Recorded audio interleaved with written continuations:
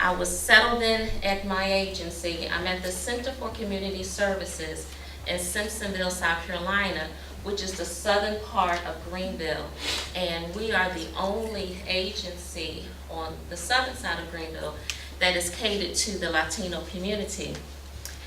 In any case, a gentleman had come in and his arm was red, and he said, "Ma'am, could you please help me?"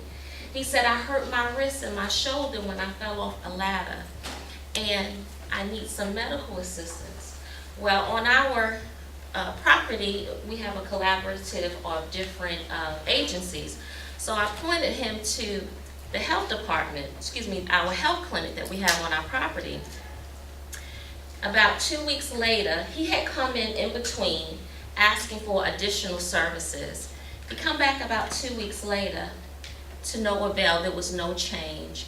Either he was just sent away with maybe painkillers, or he was not able to help, because this family only had one car, and he was responsible for making sure his daughters attend school on time.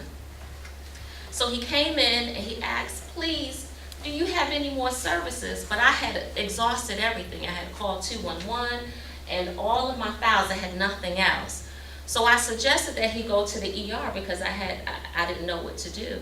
He didn't want to go to the ER because he had past medical bills. He had been paying them on time, but he did not want to add to the cost. But I encouraged him to go. And 2 weeks later, he came back. This time he had a brace on his arm. Well, I was excited because that's evident there was some change. Well, he had his wife with him. When he came in on that occasion, we was able to sit down and do a benefit bank on him.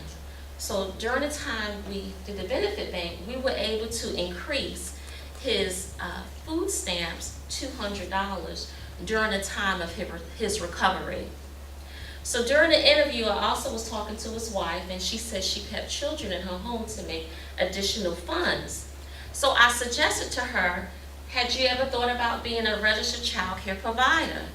And she said she thought about it, but she didn't know what to do because there was a communication barrier, and she was very timid about starting the process. So we started the process, and as of February 28th, Shirley got her registration to be a child care provider. This increased her earning potential of $520 a week.